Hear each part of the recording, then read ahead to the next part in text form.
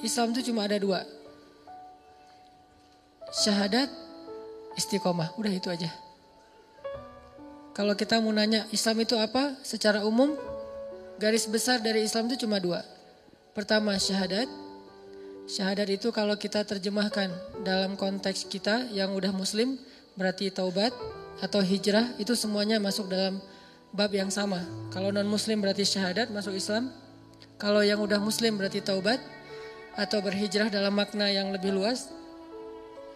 Berarti Islam itu cuma hijrah sama istiqomah.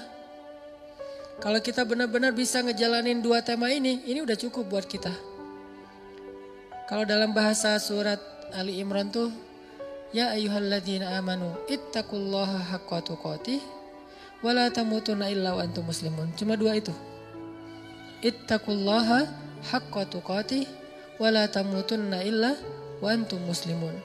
Belajar taat kepada Allah dan jangan berubah lagi sampai mati.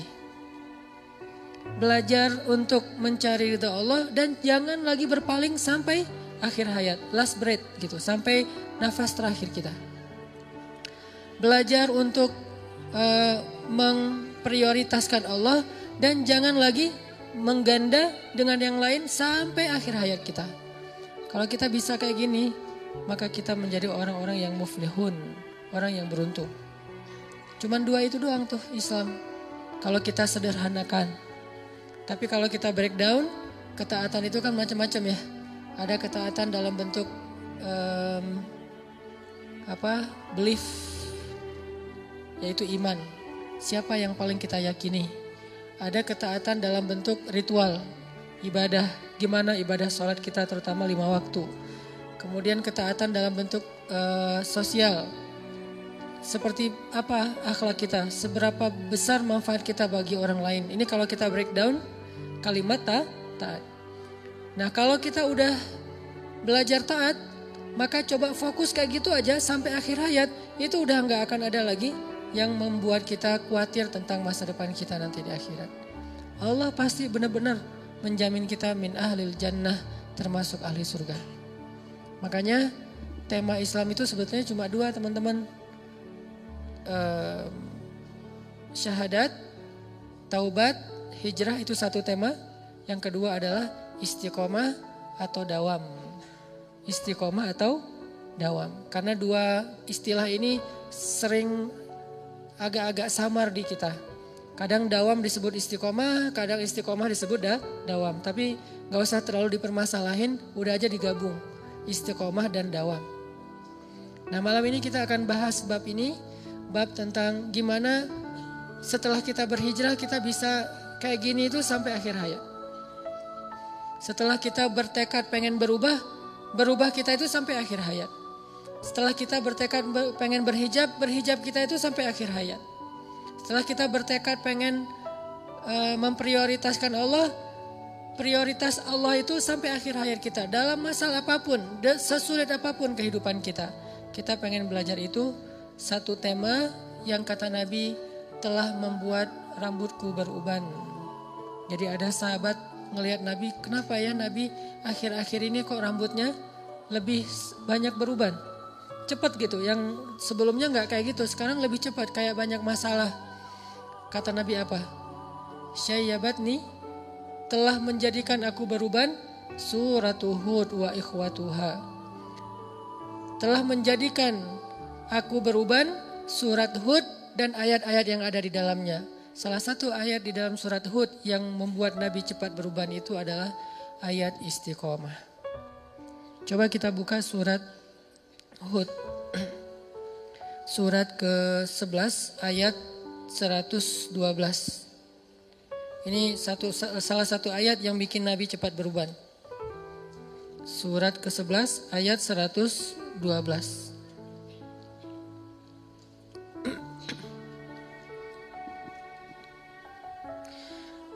A'udzu billahi minasy syaithanir rajim. Silakan.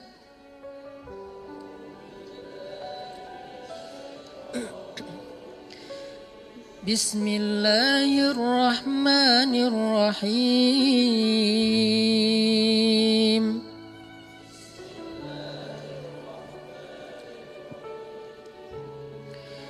فاستقم كما أمرت ومن تاب معك ولا تطغوا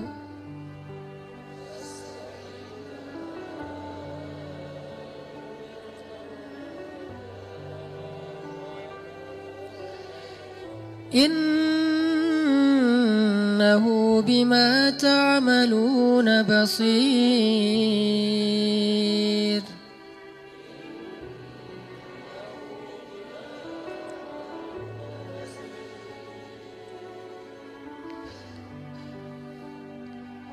Dan ayat berapa tadi teh? 111 ya, 112. Maka tetaplah engkau Muhammad di jalan yang benar, sebagaimana telah diperintahkan kepadamu dan juga orang-orang yang bertaubat bersamamu. Dan janganlah kalian melampaui batas. Sungguh Dia Maha melihat apa yang kalian kerjakan. Nah, fastaqim ini adalah perintah untuk istiqomah. Dan sebagian besar ulama memaknai yang namanya perintah istiqomah itu adalah wajib. Berarti istiqomah dalam satu kebaikan hukumnya wajib. Istiqomah setelah kita berhijrah hukumnya wajib. Istiqomah setelah kita bertaubat hukumnya wajib. Istiqomah kepada satu syariat Allah hukumnya wajib. Fastaqim. Kalimat fastaqim ini kalau diterjemahkan dengan istilah lain itu fattaqullah. Ya ayyuhalladzina amanu ittaqullaha haqqa tuqatih. Bertakwalah kalian kepada Allah dengan sebenar-benar takwa. Atau dalam ayat yang lain disebutkan dengan istilah wasbir. Dan bersabarlah. Semua kalimat ini memaknai istiqomah. Bertakwa, bersabar, lurus, jangan berpaling. Semua ini artinya istiqomah. Maka teman-teman yang dirahmati Allah Subhanahu wa taala, inilah salah satu ayat di dalam Al-Qur'an yang sempat bikin Nabi itu cepat berubah. Gimana cara Nabi bisa cepat berubah? Karena Nabi memaknai ayat ini. Fastaqim. Istiqomahlah kamu, jangan belak-belok. Jangan kalau bisa bergeser aja jangan. Udah aja lurus kayak gitu. Seperti yang Allah inginkan. Memangnya Nabi itu belak-belok? Enggak kan? Nabi itu kan orang lurus banget ya. Gak pernah beliau tergoda baik oleh tahta, harta, dan wanita tuh gak sama sekali. Karena tiga-tiganya kan pernah ditawarin untuk Nabi kan. Pas beliau lagi awal-awal berdakwah di Mekah tuh datang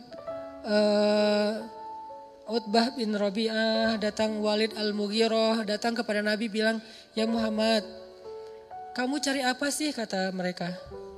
"Udahlah, kita win-win solution aja deh. Kami dapat apa yang kami inginkan, kamu juga dapat apa yang kamu inginkan. Apa yang kamu inginkan? Kalau kamu menginginkan harta, kami kumpulkan harta-harta kami semuanya, lalu kami serahkan kepada kamu. Kamu menjadi orang yang paling kaya di kota Mekah.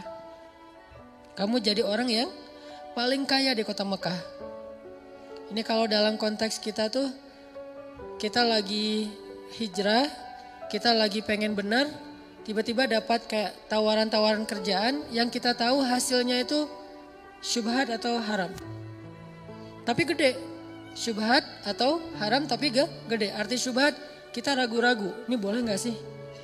Kata ustadz ini gak boleh. Tapi banyak yang bilang, kata ustadz ini boleh. Tapi banyak yang bilang gak boleh. Kan syubhat nih. Sampai tingkatan syubhat tertinggi itu apa teman-teman? 99 orang bilang boleh. Cuman 1 bilang gak boleh, syubhat. Walaupun ini gak harus semuanya kayak gini ya. Level orang kan berbeda-beda. Ada yang takwanya sampai ke tingkat waro. Waro itu yang meninggalkan 99 halal hanya gara-gara khawatir dengan satu yang haram. Itu tingkat waroknya itu udah tingkat tinggi lah. Kayak Umar tuh. Tuh Umar waroknya luar biasa. Gimana waroknya Umar? Pernah beliau lagi minum susu onta gitu. Terus rasa susunya beda sama susu yang biasa diminum. Mungkin beda merek gitu, beda brand gitu kan ya. Pas diminum nih gak kayak gua minum biasanya nih, susu nih beda nih rasanya nih. Lo dapat dari mana? Beli di Indomaret mana nih katanya. Kata asistennya, enggak wahai khalifah, ini memang bukan susu unta milikmu. Tapi ini unta dari Baitul Mal, unta zakat. Milik kaum muslimin. Langsung ditaruh tuh gelas, mau muntahin gak enak. Udahlah ditaruh aja tuh gelas di situ. Ma'azallah kata Umar, astagfirullah innalillah. Kenapa kamu memberikan sesuatu yang neraka buat saya? Kata pembantunya, ini halal, bukan dari hasil curian, dari Baitul Mal. Tapi kan bukan milik saya, milik kaum muslimin. Dan saya belum minta izin kepada mereka. Akhirnya Umar pun tidak lagi mau minum susu itu. Dan kemudian meminta maaf kepada seluruh kaum muslimin. Dia posting, dia bilang, wahai masyarakat Islam, posting nih. Presiden posting, bayangin. Apa isi captionnya? Minta maaf saya udah minum setengah gelas susu milik kalian. Ini istiqomahnya seorang pemimpin yang luar biasa. Gak mau macam-macam. Kalau yang bukan milik dia gak mau dia sama sekali. Satu tetes aja gak mau. Kenapa? Satu tetes itu sama dengan satu tetes api neraka. Satu tetes api neraka kan cukup melelehkan ubun-ubun ya. Gak usah api neraka. Satu tetes lahar aja coba bayangin. Kan ngeri banget tuh. Satu tetes lahar itu bisa ngebakar satu pohon besar. Sepohon beringin itu terbakar oleh satu tetes lahar. Taruh aja di bawah, di akarnya, kebakar sampai ke atas. Gimana satu tetes neraka? Melelehkan ubun-ubun sampai ke ujung kaki. Gak mau udah satu tetes pun. Terus kasus yang lain. Punten Qurannya ditaruh di sini. Kasus yang lain tuh Umar lagi jalan ke pasar. Terus tiba-tiba ngelihat ada banyak onta. Ada satu onta di antara sekian banyak onta yang lebih gemuk sendiri dibandingkan yang lain. Dia gemuk sendiri nih onta nih. Akhirnya Umar nanya, itu onta punya siapa kok bisa gemuk sendiri? Kata orang-orang, milik anakmu ya Amirul Mukminin. Anakku yang mana? Abdullah bin Umar. Panggil Abdullah sini. Panggil. Ada apa ayah? Abdullah, kenapa onta kamu gemuk sendiri dibandingkan onta yang lain? Ya, saya nggak tahu. Ya, saya ngasih makan dari cara yang halal, saya kasih minum dari cara yang halal. Kata Umar, enggak. Pasti orang-orang mendahulukan ontamu daripada onta yang lain karena dianggap engkau anaknya Amirul Mukminin. Mereka akan memberikan rumput yang terbaik untuk ontamu sebelum onta-onta yang lain karena engkau anak Amirul Mukminin. Berikan air kepada onta anak Amirul Mukminin. Berikan rumput kepada onta anak Amirul Mukminin. Sehingga ontamu lebih gemuk sendiri dibandingkan onta yang lain. Tapi saya gak pernah minta mereka melakukan itu. Tapi walaupun engkau gak minta, mereka tetap melakukan itu kata Umar. Terus gimana nih? Keputusan saya kata Umar, jual ontamu itu ke pasar. Dengan harga pasaran, sama. Lalu keuntungannya, lalu hakmu adalah mengambil seharga ketika engkau membeli unta itu masih kecil. Bibit unta. Itulah hakmu. Sisa keuntungannya serahkan kepada Baitul Mal. Apa kata anak Amirul Mukminin? Sam'an wa ta'atan ya Amirul Mukminin. Sami'na wa ata'na wahai ayah. Gak ada protes-protes. Ini artinya bukan dia doang nih yang istiqomah. Dia mengistiqomahkan keluarganya. Bahkan pernah dia nyuruh anaknya itu ngembaliin hadiah gara-gara dapat hadiah dari temannya di Syam. Syam itu Suriah kalau sekarang. Salah satunya Damaskus. Anaknya Umar itu dapat hadiah dari Damaskus dari temannya kayak gitu. Gak tahu lagi ulang tahun atau lagi apa, pokoknya dikasih hadiah aja. Pas sampai di Madinah dilihat sama Umar, ini dari mana nih hadiahnya nih? Kata anaknya dari teman saya di Damaskus. Wah, balikin. Kata Umar, kenapa dibalikin? Sesungguhnya dia tidak memberikan hadiah ini kecuali karena dia melihat engkau sebagai anak Amirul Mukminin. Kalau engkau bukan anak presiden, emang dia akan ngasih hadiah? Ya saya nggak tahu. Maka dari itu kembalikan, yang bukan hak kita dibalikin. Saking luar biasanya istiqomah. Dan Nabi pernah diuji dengan yang kayak gini nih. Diteladani oleh Abu Bakar, diteladani oleh Umar. Teladan Abu Bakar apa? Ketika Abu Bakar hidup bersama seorang perempuan yang menikahi 3 laki-laki ahli surga tiga-tiganya. Siapa namanya? Asma bintu Umais. Cewek yang punya 3 suami, 3-tiganya ahli surga. Bukan poliandri ya. Dia nikah, terus suaminya meninggal, nikah lagi, suaminya meninggal, nikah lagi, suaminya meninggal. 3 kali nikah. Dan 3 kalinya, 3-tiganya itu ahli surga. Suami pertama Ja'far, Nabi menyebutnya Tayyar. Seorang laki-laki yang punya sayap di surga, itu Ja'far. Nanti kalau teman-teman masuk surga ngelihat ada yang terbang-terbang, itu Ja'far namanya. Jangan foto, ini siapa sih? Jangan, udah ketahuan Ja'far. Nggak tahu, nggak pernah ikut talim ya. Ja'far namanya kalau yang punya sayap di surga. Kedua suaminya Abu Bakar. Udah dijamin surga dalam banyak hadis. Yang ketiga suaminya Ali bin Abi Thalib. Jadi 3 kali nikah, 3-3-nya punya anak. Dan 3 suaminya itu adalah min ahlil jannah. Mubasysyirina bil jannah. Orang yang dijamin masuk surga. Nah di masa Asma jadi istrinya Abu Bakar. Jadi Asma ini bisa dibilang satu-satunya perempuan yang pernah jadi ibu negara 2 kali. Pas istri Abu Bakar sama pas jadi istri Ali. 2 kali jadi ibu negara. Dan dia ibu negara pertama dalam Islam. Asma bintu Umais. Nah pas masa dengan Abu Bakar kan pedagang kain aslinya. Terus sejak dia jadi khalifah dia udah gak ngurus dagangannya. Sampai lama-lama habis aja bangkrut. Terus diputuskan oleh syuro bahwa Abu Bakar dapat gaji dari Baitul Mal. Gaji dari pemerintah gitu. Nah gajinya kecil. Sejak digaji keluarga Abu Bakar ini gak pernah makan daging lagi di rumah. Karena udah gak sanggup beli daging. Belinya cuman tempe, tahu gitu udah gak sempat beli daging. Sampai suatu saat Asma bilang, ya Abu Bakar, boleh nggak kalau misalnya kita tabung dari hasil belanja bulanan, saya sisihkan sedikit saja. Nanti setelah beberapa lama kalau udah cukup, saya pengen beli daging sesekali. 1/4 kilo juga nggak apa-apa, yang penting makan daging. Udah lama banget kita nggak makan daging. Kata Abu Bakar, coba aja kalau bisa disisihin setiap hari sama Asma. Yang harusnya beli misalnya makan telur 1 orang 1 butir, sekarang 1 butir bagi 4 gitu telurnya teh. Telur rebus bagi 4. Terus juga kalau roti 1 orang 1, sekarang 1 orang 1 roti ber-3 atau 1 roti seharian dicicil makannya. Diirit banget sama Asma. Sampai setelah beberapa lama akhirnya tabungan Asma ini bisa untuk beli daging sedikit. Dia bilang kepada Abu Bakar, ya Abu Bakar ini udah dapat nih bisa beli daging, boleh saya pakai untuk beli daging? Berapa wahai Asma? Disebutkan angkanya. Lalu Abu Bakar mengatakan, wahai Asma, berarti gaji saya selama ini lebih ya? Lebih dari kebutuhan kita? Rela nggak jika kita berikan kembali gaji yang sisa ini kepada Baitul Mal dan mulai bulan depan gaji saya dikurangin sebagaimana yang kamu bisa menyisihkannya? Apa kata Asma? Sam'an wa ta'atan. Solehnya orang dulu tuh. Sam'an wa ta'atan, sami'na wa ata'na. Enggak ada protes, enggak minta cerai, enggak posting, enggak.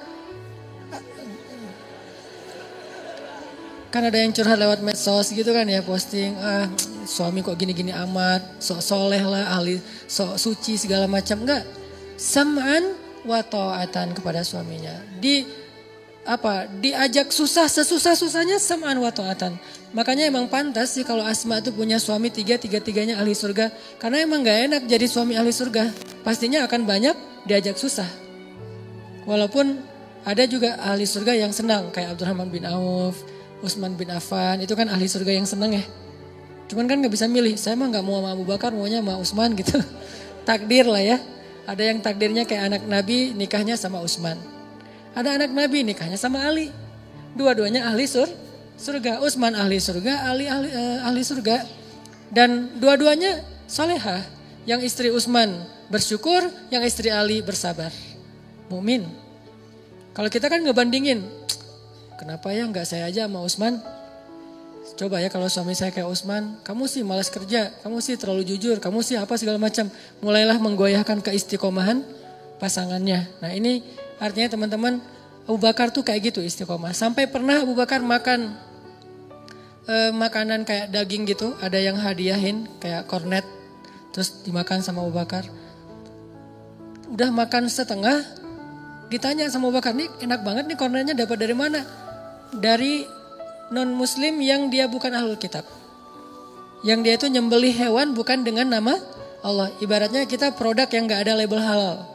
Udah makan setengah baru ketahuan, ini gak ada label halalnya, dari mana nih? Impor. Wah bahaya nih. Akhirnya apa yang dilakukan Abu Bakar? Dia ambil kayu kecil, dia masukkan ke mulut. Supaya dia muntah. Pas sudah muntah dia liatin ada daging gak? Wah kurang nih, digini-gini lagi. Sampai pingsan. Abu Bakar. Jadi kalau kita mau gaya-gayaan depan Abu Bakar, kenapa Nabi sampai bilang iman Abu Bakar itu lebih berat daripada iman semua umat Islam? Kayak gitu tuh salah satu adegannya tuh. Sampai digini-gini. Kenapa? Istiqomah. Nggak mau makan satu biji sawi pun atau biji beras pun, satu butir beras pun yang bukan haknya atau yang tidak halal. Bisa nggak kita istiqomah ketika kita lagi jalan-jalan ke luar negeri? Gitu aja, hal sepele kan? Ke Singapura, alhamdulillah sekarang tuh halal food tuh udah jadi tren baru sekarang.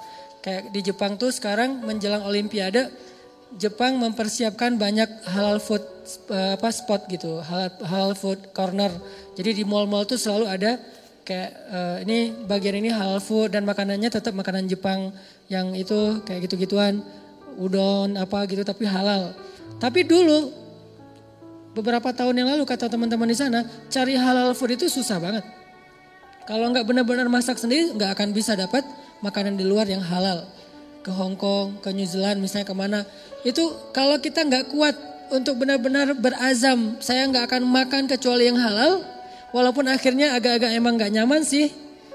Harus masak sendiri atau dimasakin temen atau mungkin carinya di pasar itu nyari dulu kemana yang ada kebab Turki baru dimakan atau yang makanan India itu juga nyarinya susah. Kadang-kadang bosan pengen makanan yang fast food misalnya yang ala-ala di luar kan mungkin rasanya beda sama di Indonesia nih sama-sama fast food. Pengen ngerasain nih fast food yang di luar kayak gimana, nggak boleh. Ini namanya istiqomah. Kalau bisa kayak gini aja nih udah dijamin masuk surga. Baru bab makanan yang bukan dalam keadaan lapar banget loh ya. Makanan yang sebetulnya masih banyak pilihan. Itu aja kadang-kadang kita udah ujian kan, udah PR nih.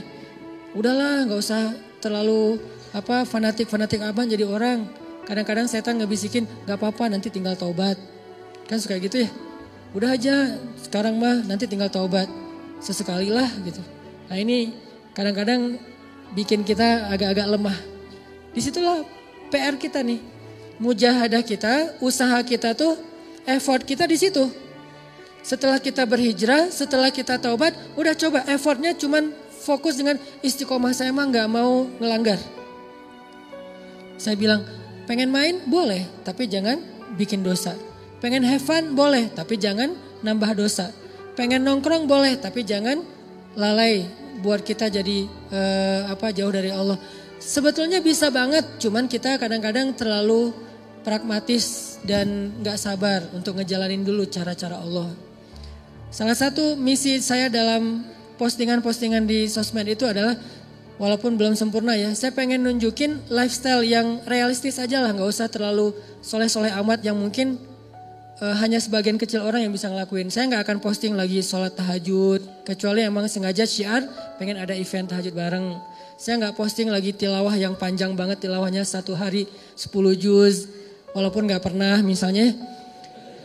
Saya posting yang realistis aja lah, hidup kita tuh kerja, terus keluarga, main, apalagi hidup anak muda kan banyak mainnya, entertain ya. Saya pengen ngasih tahu bahwa main tuh boleh banget, banyak main pun nggak masalah, tapi jangan bikin dosa, itu doang.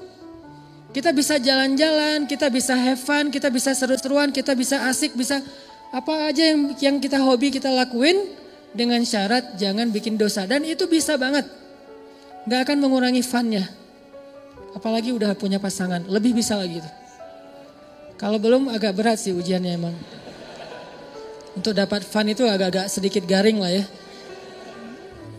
Mungkin salah satu cara istiqomah emang benar kata Nabi menikah biar lebih istiqomah, walaupun bukan berarti udah nikah itu pasti istiqomah 100%, enggak. Enggak ada yang 100% kecuali Rasulullah sallallahu alaihi wasallam. Ya saddidu wa qaribu kata Nabi. Kalau enggak bisa lurus banget minimal qaribu, mendekati.